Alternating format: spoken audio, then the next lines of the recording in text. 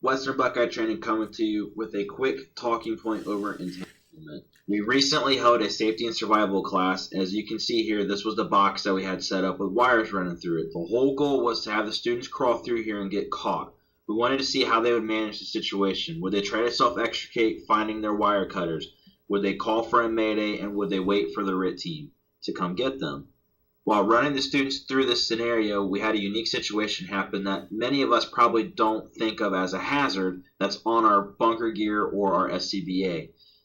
What happened was the student was crawling through and the wire found its way into the mask clip of the student's SCBA strap. This is a non-self-locking system, which means that the gate can open and close freely. And that's what allowed for this wire to slip through. So this firefighter was crawling through, the wire caught, and it stopped his progress right then and there. He found where the tension was and identified what he was caught on. However, he did not carry wire cutters in his gear. So we walked him through the situation. We walked him through how to manage it. We also advised all of the students that if you are in this situation, you need to make sure you know what you're cutting. Do not cut anything that's critical of your SCBA. Don't cut hoses that give you air. We did not set this up. This naturally occurred as this firefighter was crawling through. No instructor set this up. Actually, the instructor called me over to take a look at this. So this opened my eyes to a couple things in the fire service. One, are you carrying wire cutters with you? And two, what else non-locking are we carrying on our gear that a wire can get us caught on? Here's another example in another location where one of these non-locking clips can be found on our gear. This is on a bunker coat holding a flashlight or whatever else it might be that you put in that system. A wire can easily find its way on our bunker coat clip and stop us in our progress of moving forward down the hallway. Here's an example of a carabiner that many firefighters put on their gear, and they use it for various reasons, and they put them in various locations. The one thing that we don't think about, though, is the entanglement hazard. This is the same gate system. It's a non-self-locking carabiner that will allow a wire to slip through with no issue at all. If a wire can find its way into a small clip on your SCBA strap or your bunker gear, it most certainly will find its way inside of this carabiner.